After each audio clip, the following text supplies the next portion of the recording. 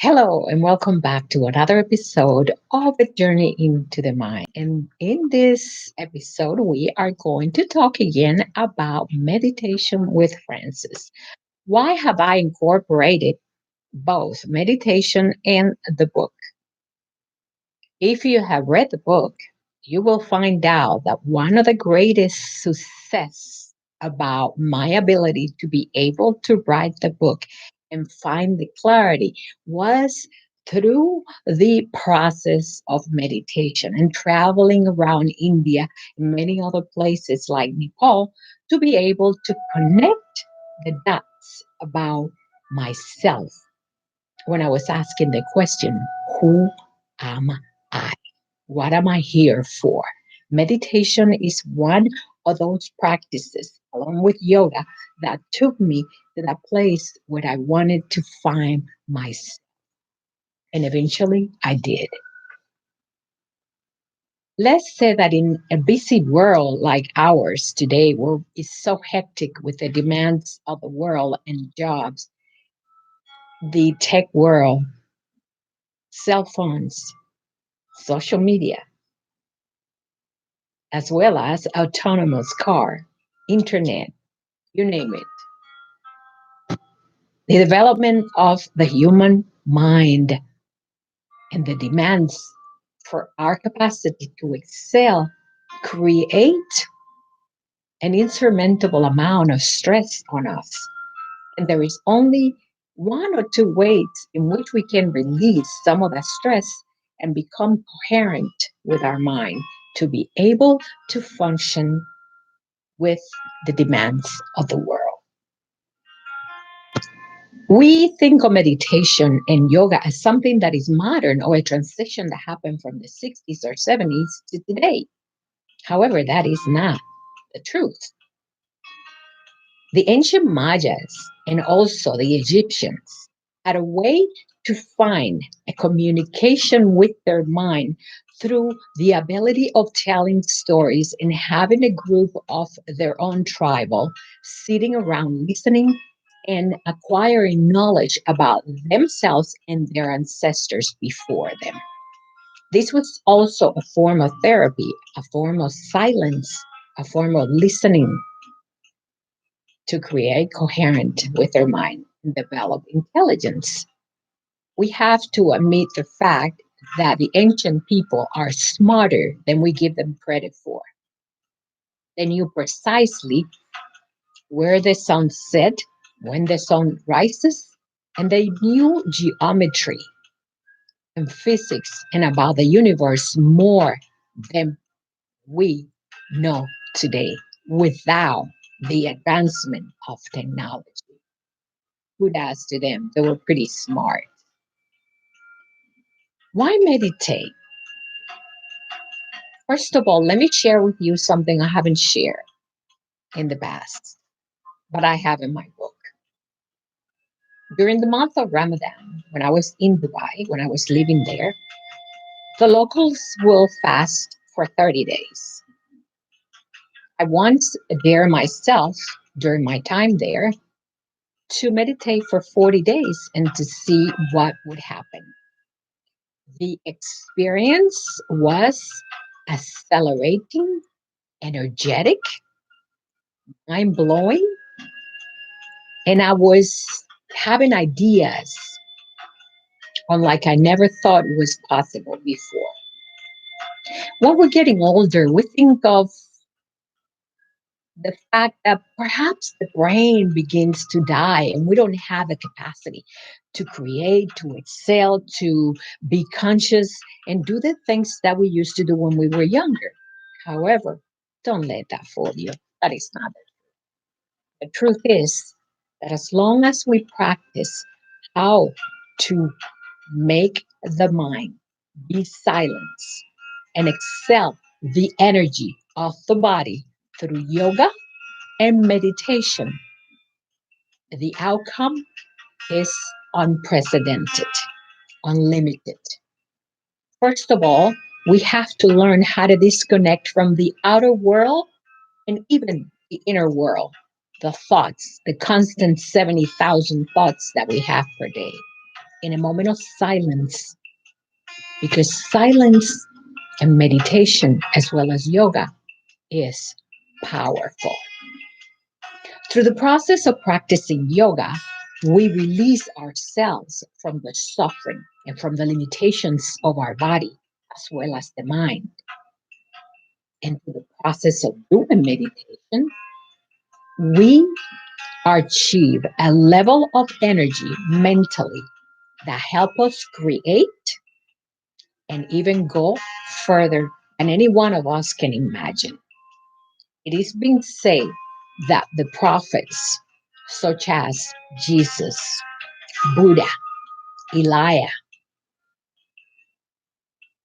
Eva, Mohammed, David, and many more, had the capacity to detach from the outside and inner world through fasting and have a level of energy that allow them to detach from the physical world and become as if they were not existing in the realms of reality in the physical world, almost being unseen, if you could understand what I'm trying to say. This is done through our achievement of peace, harmony, and contentment with the self. Many people ask themselves, I can't relax. I don't seem to be able to connect when I'm doing meditation. One of the things that help us is prana, and prana is a way of relaxing the brain. When you exhale and you hold on, relax, the more you're able to have clarity and the more energy you will have.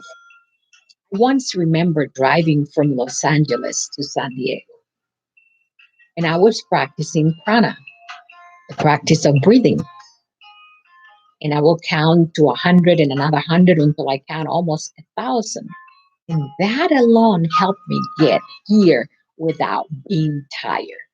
I was subsiding, supplying my brain with sufficient oxygen and energy to help me concentrate on the road and where I was coming or going, either. If we can think of a way to heal our body and even our mind or pain in our body through the practice of meditation, of sound, gun. There is a gun that people hit, like when you go to China, you hear it and you see that in many places during meditation. That connects with the energy of your body as you are silent and laying down. And the amount of energy that enters your body rejuvenates all the cells of your body. And the truth is that you feel new. You will sleep like a baby. I am not the type of person that goes to sleep during meditation. My mind is very active.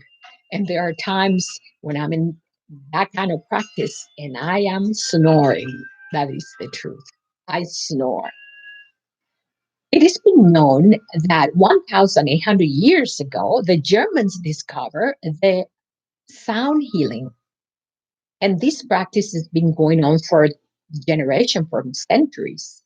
In Nepal, for example, they use this, a bowl with a sound. And if you do this around a person that needs healing or is hurting or have back problem or vertebrae, legs or knees, this will help the healing.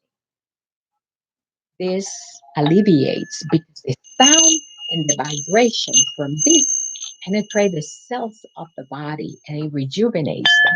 And this is where the healing process. I learned that when I was in Nepal, and I myself will go through those things that you roll around, and you could not possibly imagine the amount of energy that you can absorb from that. Not only that, let me give you an insight that when I did that, I was connecting with ancient entities of the past. And I never thought that was possible. Just like any of you who said, What is she talking about? That's not possible. Until you experience what I'm saying, you will never understand. You have to be there, you have to be present, and you have to understand that if you are open minded and willing, everything in this world is possible. Everything. We have to learn to detoxify our mind, our body, and even our heart and our soul eventually from all the toxicity going around us, from the air to the water to the food to the people to the social media to television to negative news.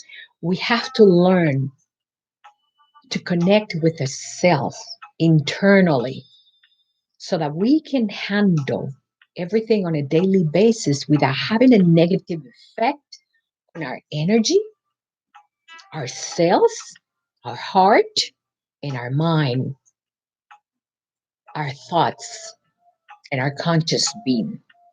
Because only then can we remain in control of ourselves. Otherwise, there is so much going on. And I have to admit it myself, as I'm learning, I'm still practicing, I'm still understanding. Thanks God that I have come to a point when I'm not allowing some of those negativity that used to bother me. I know how to handle them. And that is a great improvement. I have rather had that than have all the money in the world and have everything lacking the possibility of having self control. Taking me a long time to get here, but I do have to thank the practice of yoga and the practice of meditation to be able to experience what I'm able to experience today. And I'm not bragging about myself. I'm pretty sure that there are other people that are out there, like Dr. Joe Dispenza, and people that have healed themselves from cancer and other diseases through the practice of being able to use their mind to control physical body, the spiritual and conscious mind. When you have all three coherent, you're able to function and move through space time here, navigate, and not allow things to influence your life and bother you in the way they used to before. This is why we ask ourselves the question, who am I? Who am I? Did you know why we ask that question? The only reason we ask ourselves the question of who I am I is because we, as individuals and human beings, in the trajectory of our presence here on Earth and throughout the universe, have now learned the fact that we have been created in the image of the Creator. And therefore, we have the mental capacity, the physical, as well as spiritual capacity to do the same as our Creator. Once we have accomplished the harmony, contentment, and connection with our being, and knowing that we are, as He is, then we no longer ask ourselves, who am I? Because I know who made me or who is my Creator and who am I the image of?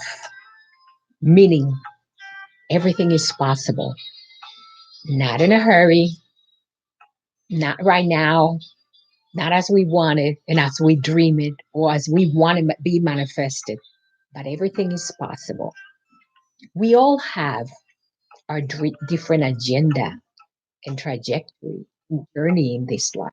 My journey is not somebody else's journey. And even though I admire the other people that are ahead of me, I'm still patient to know that where I am, I'm okay. Perhaps this is what I'm supposed to do. And I'm doing just what I'm supposed to be doing. And in some form, I'm pretty sure that I will influence somebody somehow. The only thing I should not do is stop doing what brings me gratification. That gratification does not come from me, myself. It comes from a higher self, the creator, the I am. This is a gift to me, and I'm sharing that gift with the world. It has been a pleasure, as usual, to be here with you.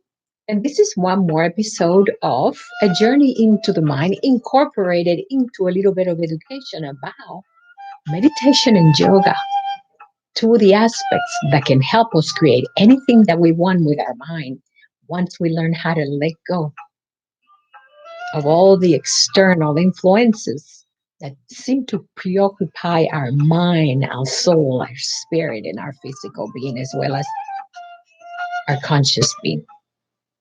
Thank you so much for listening, and thank you for watching my video. Have a pleasant night.